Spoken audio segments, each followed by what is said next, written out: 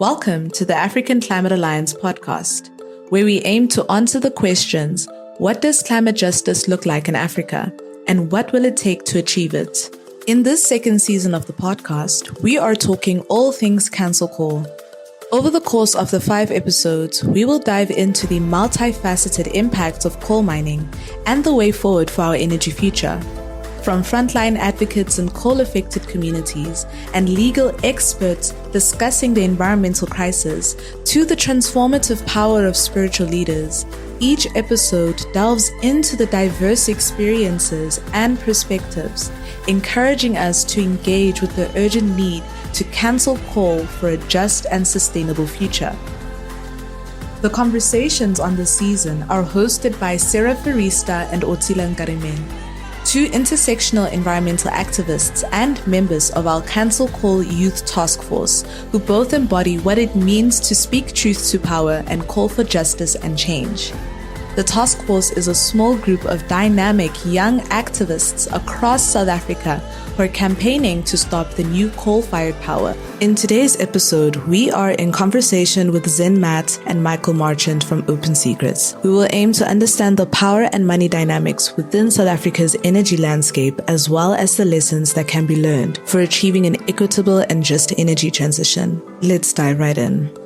Welcome to the African Climate Alliance podcast. I'm Sarah. And I am Utsile. And today we are delighted to be in conversation with Zen Mathe and Michael Marchant as we chat all about power and money dynamics within South Africa's energy landscape and what lessons can be learned for an equitable and just transition. For those of you who aren't familiar with Zen and Michael, Zen holds a BA International Relations degree from Stellenbosch University and a PG diploma in Sustainable Development from Stellenbosch University's School of Public Leadership. She previously worked as a postgraduate researcher at the Center for Complex Systems in Transition, where she engaged in research around state capture and governance issues.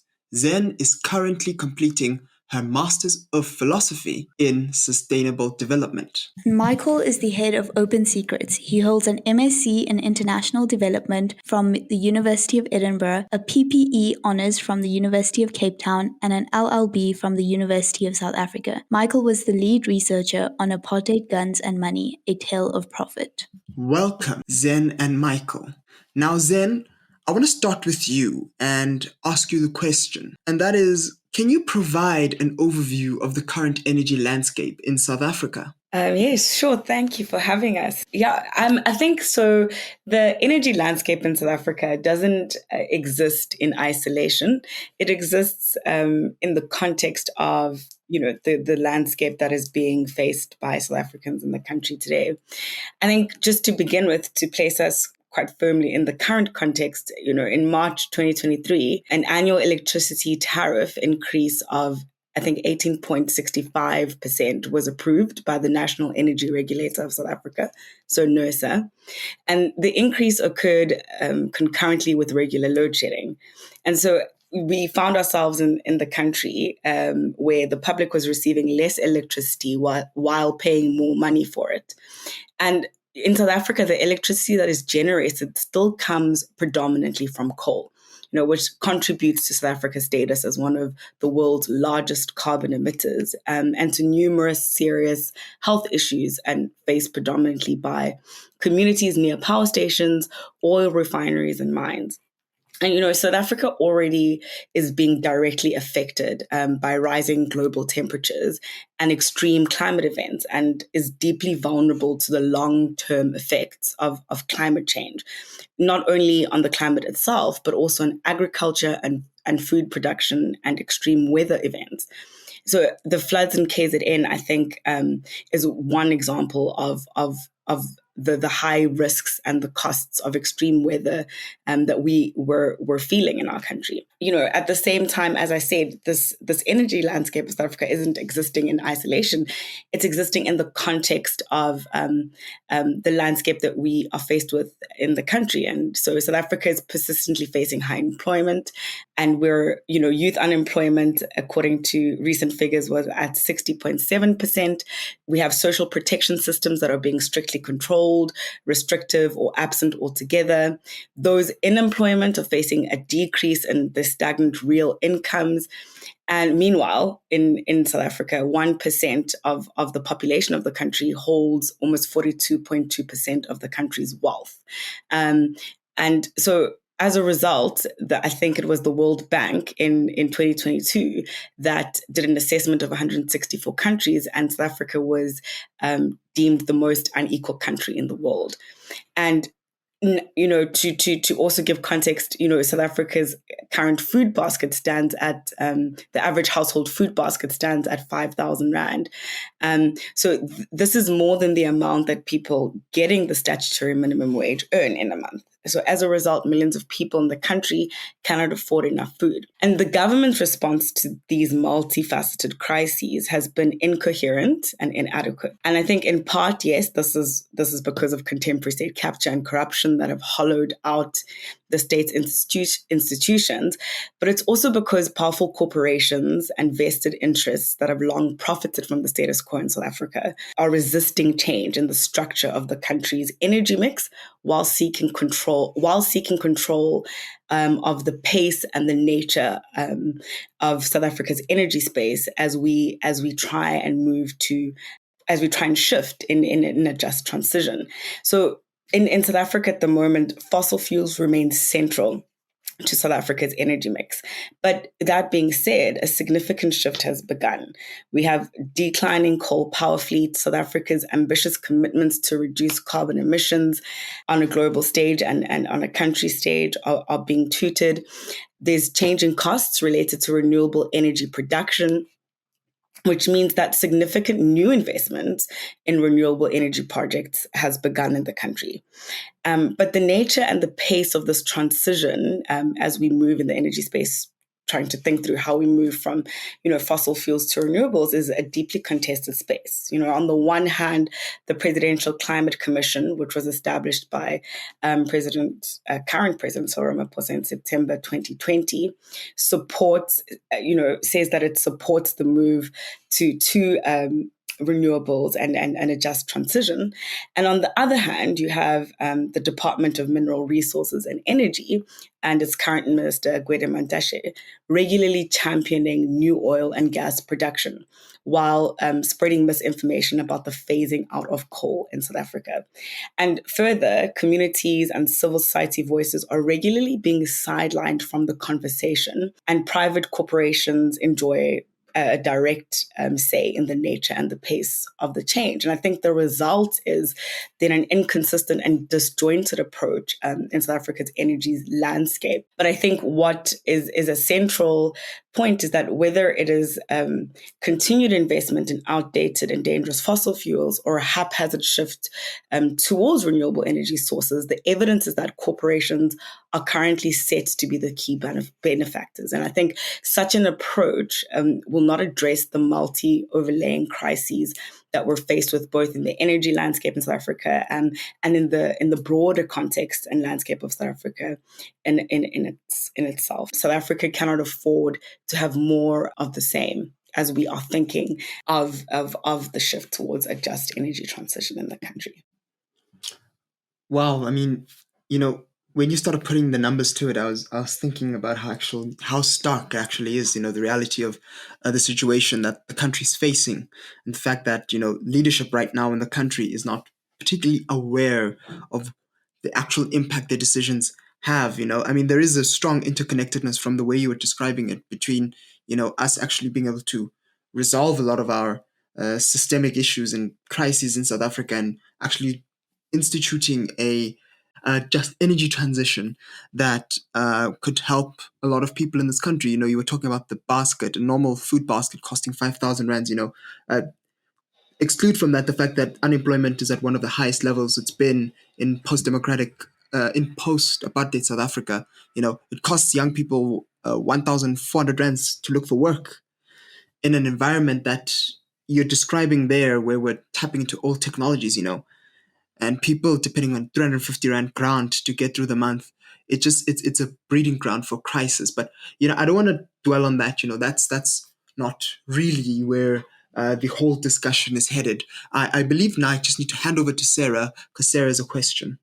Yes, thank you so much for that, Zen. I like how you mentioned how systemic this issue is. It comes down to carbon capitalism at the end of the day, and the inequality that produces, like you said, the majority of the wealth in South Africa is held by the 1%, and it's the other 90%, 99% who are struggling as a result of this. And South Africa has such great climates and landscapes for renewable energy for us to move towards a just transition, such as in Cape Town we have great conditions for wind energy. In Johannesburg we have sun almost throughout the entire year because our winters are very we have a lot of sunlight. It just gets very dry and cold. And in Durban with the oceans, we have such scope for renewable energy, but it always comes down to money and how just this transition can be. So, Michael, my question for you is, what are the main power and money dynamics at play within South Africa's energy sector?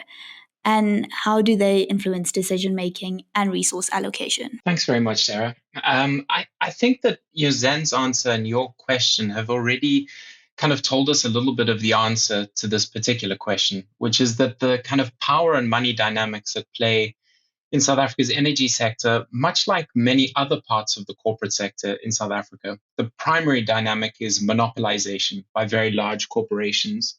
And as you've said, this idea about kind of carbon capitalism, South Africa's energy systems have, for 100 years, have been dedicated towards capital. That's what they've been built around, and they've been built around this mineral energy complex directed towards corporations who were extracting minerals from the ground, but also just extracting extraordinary rents and profits from South Africa. Much of that, being sent around the world and being offshored. And I think that remains a huge part of the story today. We also need to remember that there are two sides to this coin, which is that those large, powerful companies that have a monopoly of the decision-making process, they have huge say in policy circles, they're also the largest consumers of our electricity. And so mining corporations and others benefit on both sides. They often access electricity at a discounted rate, whereas most consumers in South Africa do not have that luxury. Zen has already spoken about just how high the cost is for so many people now. And so corporations are able to access electricity at a discounted rate, but they also extract the majority of the benefits from those processes. And I think that really I should anchor our understanding about the dynamics at play. I think that there are two things that I guess I would add when it comes to the power and the money dynamics. The one is that what has happened, particularly with state capture and corruption, is that networks have now embedded themselves at almost every level in the energy sector, trying to extract rents and profit. And so the coal industry is a great example of this. At the top, we have large coal companies like Glencore, Seriti, and others that have benefited over decades from contracts with Eskom. But now there's a whole ecosystem around that world, right? There's the trucks that move the coal because the railways aren't working anymore largely because of state capture and infrastructure decline. There are the banks that finance that. And so you begin to have a whole ecosystem of people who profit from the status quo, as Zen has said, the coal industry in particular, and are very reluctant to change. And that then brings me to, I guess, what I think is the really powerful point in terms of power dynamics, is that those who enjoy that position and have the resources have really quite successfully captured our government and policy spaces. And there's a lot of research now showing that the large corporations and the industry groups, the mineral energy groups that surround business, are really quite extensively engaging in unregulated lobbying of government to slow down laws, to reduce accountability, to minimize what they have to face. And I think that really brings it full circle in terms of, these actors that have long benefited, they profit extraordinarily, but they're also able to mobilize their resources in order to avoid accountability. Thank you, Michael, for that response. It's very interesting. I like to think about it. As there's 3 C's that have screwed over not just South Africa, but Africa as a continent. And those 3 C's are colonialism, capitalism, and corruption. And we can't see progression moving forward unless those 3 issues are addressed. And it's very difficult because they are entrenched in the system. We obviously can't think back about how we're going to reverse colonialism now. But one thing I do want to bring up, and it leads very well into Otile's next question, is the issue of climate debt and climate reparations, and how the West is almost indebted to South Africa and the whole of the African continent for the price that we had to pay for colonialism. Because not only did it have a tragic impact on the people, but also the environment. So it would be interesting to hear your thoughts about that. Yeah, thanks, Sarah.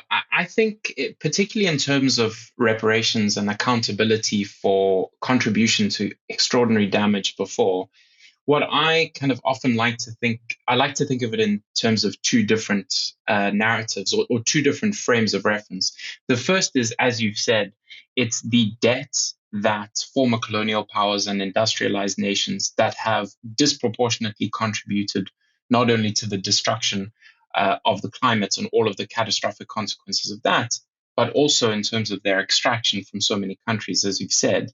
I think there's no doubt that they do owe that debt. And in terms of the South African landscape, it's really disturbing how much of the climate finance that comes from those countries, for example, through the Just Energy Transition Partnership, just how much of that money comes in the form of loans and how much comes in the form of grants. I think arguably a lot of that money should be coming through in the form of a reparation rather than a loan, which is just a further form of extraction. So I certainly would agree on that front. And then I think it's also helpful to also look internally in South Africa and look at the kind of debts that South African corporations, whether they're headquartered here or elsewhere, have to pay. There's some litigation on a more narrow basis around paying mine workers for disease, silicosis, and other things like that.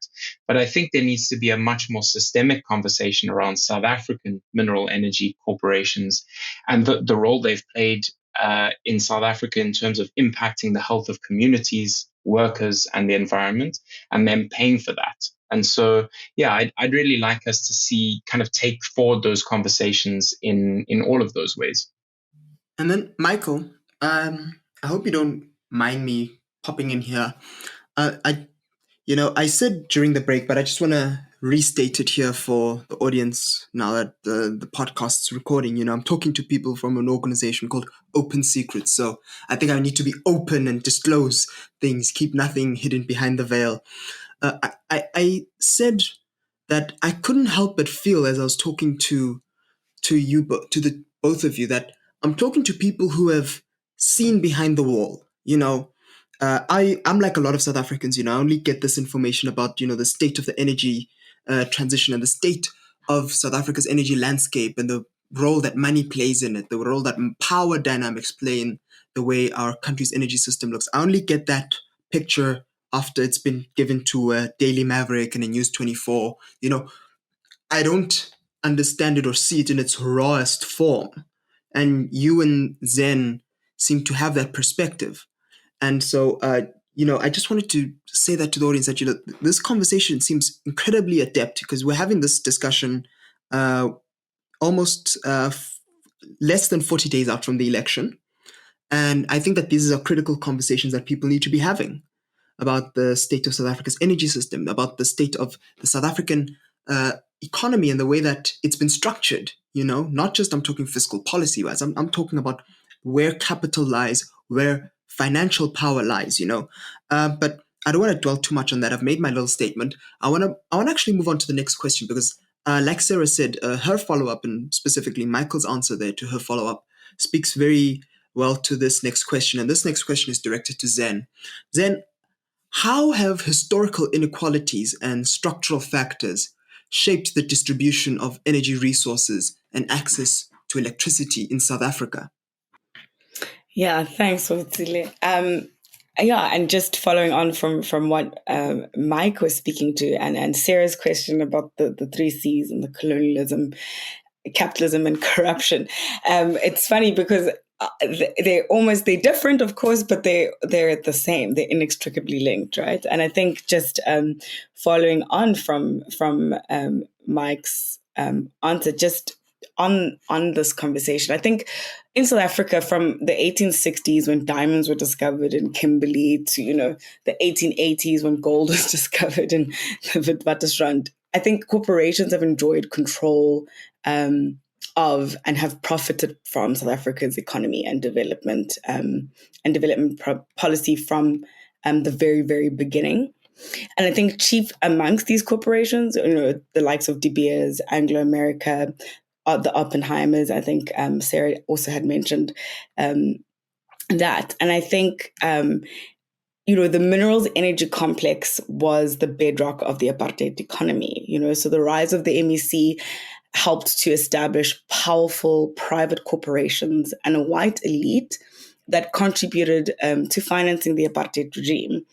And so the MEC shaped South Africa's political economy, one with deep divides and high levels of inequality, with most of the country's wealth, concentrated in the hands of the few. But maybe just for a little bit of context, I know Mike mentioned the MEC a little bit earlier, and I'm speaking to it now. But just a few seconds on what it is for those that maybe aren't too familiar with it and how we can understand it. I think the MEC is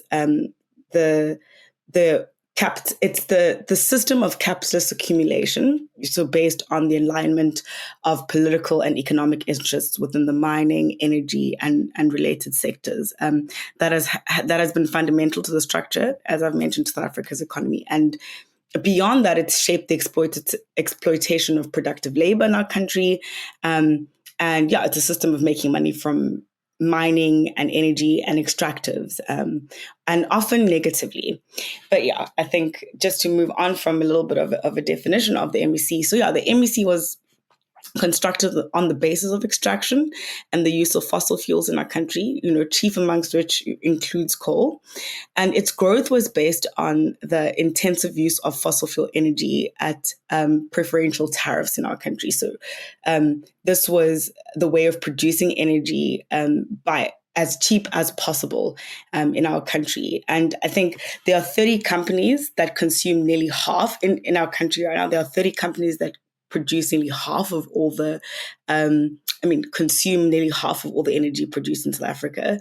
And they're also the companies that have been instrumental in the environmental destruction that we face in our country and has wrought havoc, for example, in provinces like KZN. So the economic underpinnings of the minerals energy complex and the sectors have been left largely unchanged in a democratic transition and in a democratic South Africa.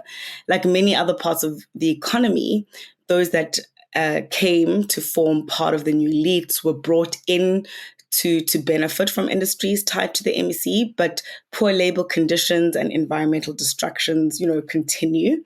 And in a democratic South Africa, corporations in the MEC have also pursued financialization, investing in short-term speculative financial assets instead of reinvesting in productive activities.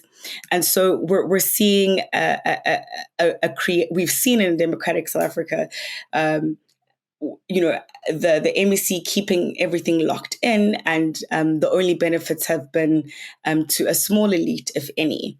And I think with Eskom, when it was established, it was never established to supply energy to the entire population of the country at the time. Under apartheid South Africa, Eskom was established to provide and electrify cheap power to mostly corporations and to a white minority in the country. And the shift then in a democratic South Africa in 1994, Eskom was faced with the reality of the fact that the mandate of the state utility, which it then became at the time, would be to electrify 80%, 90% of the population of the previously excluded Black population in the country. And so I think when we're thinking about energy access and just energy access, the root of Eskom's history was never a democratic and just one. And I think with the shift of a democracy, that's when that came up. And I think we're thinking very carefully about what a just transition means. Here we have again a moment in our history where we can think, well, how did we get things wrong the first time, and how do we get things right in terms of a just energy transition? And that's why I think this is such an important question, and especially in the context of our country. No, 100%, no doubt. And as you were speaking, and the thought just popped into my head, that when I have these conversations with people, about the historical role of Eskom and the way it was crafted and the way in which now we see a profiteering among a small group of not just historical elites who benefited from colonial systems, but I'm also talking people who've benefited from corruption, mismanagement, state capture. We see a group of people now who are content with the present system because they're able to loot out of the pots that exist for energy generation in this country. My mind as we were speaking, kept tying back to that now infamous 52-minute interview Andre Tereta gave with Annika Larsen before he fled the country, as it were, shortly after resigning as CEO of Eskom. I just have a little follow-up.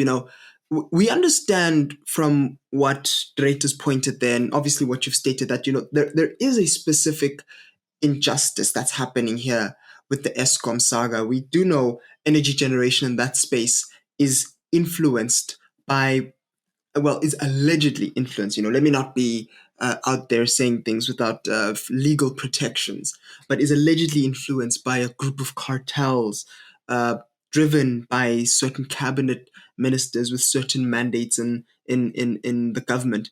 I want to get a sense from you.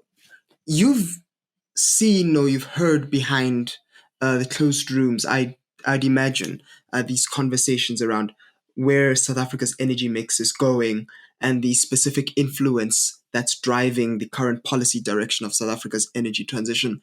Do you think that these apparent clandestine cartels are deliberately pushing a anti-just transition agenda because they can feel the gravy train ending? Because one of the comments I get from people when I talk about the just transition all the time is, it's never going to happen because where's the opportunity to loot? Zen, Michael, whichever one of you want to just pick up on this, Yeah, thanks, Otile. I'm sure Mike, it would be great for Mike to come in on this as well. But just a quick one before I pass over to Mike. I think that's a very, very good question. And I think as I was listening to ask the question, all the light bulbs were going off about some of the work that Open Secrets has been doing. I think for us for Open Secrets, the Who Has the Power report, South Africa's energy profiteers, we were engaging in a lot of that. And I think in a lot of our climate profiteering work going forward, that is precisely one of the questions that we are seeking to answer. Who is driving the energy policy decisions? And I think often what gets missed that we find when it comes in a lot of conversations, not only on corruption, but also in the energy space, is this is not the corruption isn't localized or ring-fenced only when it comes to the public sphere and politicians. When we're talking about who's driving, who has the power in this energy space, often, it's the private sector corporations. And that's where we try to lift, to bring the joining of the dots in Open Secrets' Who Has the Power report into saying, when we're talking about the energy landscape and kind of who has the power and who's driving a lot of this, it's not only a political conversation, it's also the powerful private sector actors and companies that are central to this. I think we'll speak, Mike can speak a little bit more to this as well. Yeah, I think that what I wanted to add just briefly is that, Otsele, you mentioned the Andre de Ruyter story, and I think a lot of that focused in around the kind of networks or cartels around coal in particular, around trucks and other things. And I think there's no doubt that there is evidence that there's systemic criminality in parts of that system that have really made it very, very difficult to address issues in the coal infrastructure. What I would add, just in terms of your points about what holds us back from a just transition and the opportunity to loot, is that another massive area which is playing out in real time in front of our eyes is this push for offshore oil and gas in South Africa that's being run predominantly through very, very strange state capture-esque procurement done by institutions like PetroSA, giving large contracts to politically connected individuals. And I really think, quite frankly, you can't explain the push for massive oil and gas investments in South Africa without understanding that it's an opportunity for extraction. And so I think it goes beyond some of the networks that De Ruyter and others have pointed to. And they're not always the same networks. I think there's a group of competing interests at all points here that are trying to extract as much as they can from the process. No, 100%, Michael. The viewers can't see this, but we're doing this on a platform where hands are raised and everything's going crazy here. It's like light bulbs going off. But you've answered my question, because I really just wanted a little insight into that, and I think it's going to make for a much better conversation. Go into in-depth detail about it off when we're done recording, and just speak for hours and hours about this, because it's really interesting. So I'm just going to take Zen, because Zen has a follow-up quickly, and then I'll give it to Sarah so that Sarah can ask the next question, because I am cognizant of time here. So Zen? Yeah, thanks, Otsile. I think just to come piggyback off Mike's comment there, I mean, is absolutely correct. I think what is so important about why work in this space, on the energy space in South Africa, is so important right now is because we have what we're seeing almost as, a new scramble for Africa in a way when it's coming to energy and climate at the moment. And, that's both political interests and private interests trying to do what they always do, which is to profit by all means and by any means. And so I think that's why this kind of work is always important, is because we have this opportunity, as you're asking about this, the just transition is here. We have a moment to be responsive to the interests that are essentially grabbing and carving out the African continent all over again in a new way. You just raised a very interesting point, and I don't want to just jump straight into the next question without bringing this up. We the past few minutes we've been discussing about the present and corruption in the present, and looking forward, who's controlling these cartels, and Eskom allegedly has a mafia. But there's something that hasn't been addressed, and South Africans like to ignore this because it's an uncomfortable topic, specifically because of who has still not held themselves accountable for the Marikana massacre. And for those listening who don't know about it, the Marikana massacre occurred on August 16th, 2012 in Marikana. And during the miners were striking primarily for better wages and working conditions, and they were demanding higher pay and improved living conditions, as well as protesting against the poor working conditions, including safety concerns and inadequate housing provided by the mining company. And during the strike at the Lonmin Platinum Mine, the South African Police Service opened fire on a crowd of striking miners, resulting in deaths of 34 miners and the injury of many others. And this incident sparked widespread outrage, obviously, and raised questions about police conduct, workers' rights, and inequality in South Africa. And when we look at who's complicit in this massacre, there's a lot of ANC members, primarily President Cyril Ramaphosa, who still has blood on his hands from this massacre, as well as the Oppenheimer family, which they were indirectly complicit, but they controlled the Anglo-American corporation at the time and indirectly played a role in the massacre through the ownership of Lonmin. And now bringing it back to the present, we look, Otile mentioned that we have elections coming up in under 40 days. And we look at WU's funding specific parties.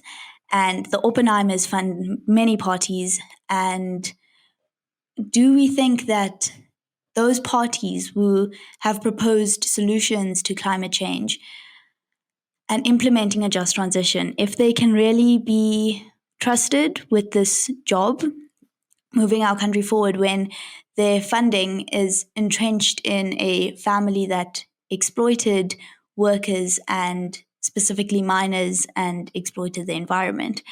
And when we look at the term just transition, the emphasis is placed on the word just because it's essential for this transition to be addressing social, environmental, and economic challenges while building a more equitable and sustainable future for all.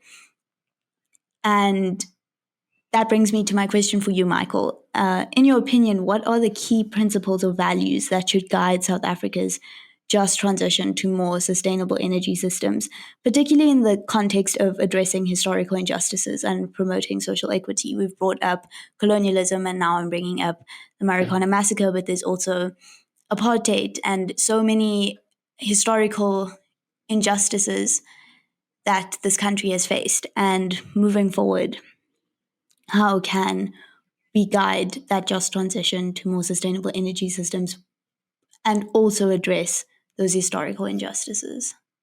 Yeah, thank you, Sarah. I think it's been such a fantastic conversation, and I think lots of what we've spoken about has led us quite kind of directly and neatly to some of the things that Open Secrets has been arguing for quite strongly. And several of these flow from the conversation. So the first one is directly around accountability. I think that there's always a risk that when we speak about the just energy transition or the just transition, Sarah, as you've said, there can be a tendency to focus on the types of energy, and we can view it as a technical discussion that's only forward-looking, that we're looking at, what type of renewable energy sources should we use. But really, if we do look at it as a much more fundamental question about how to change the nature of our society, you have to have accountability, and those who have benefited have to pay.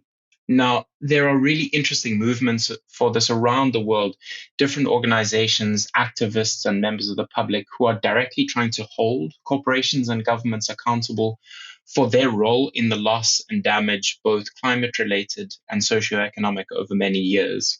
And I think that we need to make that part of our discussion, right? We've mentioned this already, but whether it's about money that is being provided from some of the wealthy industrialized countries, or it's about the role of corporations in South Africa, there has to be accountability for them for their conduct in the past. I think linked to that, and about principles or values that guide the transition, it's about who policymakers and all of us are listening to when it comes to the transition. And so what we've said quite clearly is that we need to listen to people over corporate interests. And it sounds kind of just like, I guess, like a slogan, but what it really requires is quite an active process of looking at where corporate actors are currently embedded and have the ear of government, and actively challenging them in those spaces, making sure that lobbying is more transparent and held accountable, but also that those spaces are forced open, and that the public is properly consulted and involved in decision making. We've seen even around questions around the Presidential Climate Commission and others, even when there is community engagement, I think that many people, communities, workers at coal mines, are coming back and saying that they don't feel that they're being adequately consulted on the decisions that are being made. And so I think that is, absolutely crucial. And then maybe bringing us slightly closer back to the work that Open Secrets does, which is, so much about corruption, economic crime, and accountability. We need greater transparency, and we need to follow the money. When we try and unpick the actors in the energy landscape, and Zen would attest to this, it's incredibly difficult. We can't access the coal contracts with Eskom. They refuse to hand them over. they refuse to disclose the price at which they provide electricity to the large corporations. Everything is shrouded in secrecy, and it makes it so difficult for us to do our work, but all of us in this space to understand what's going on. And so I think, really ensuring more proactive transparency around energy decisions would also help those kind of other things.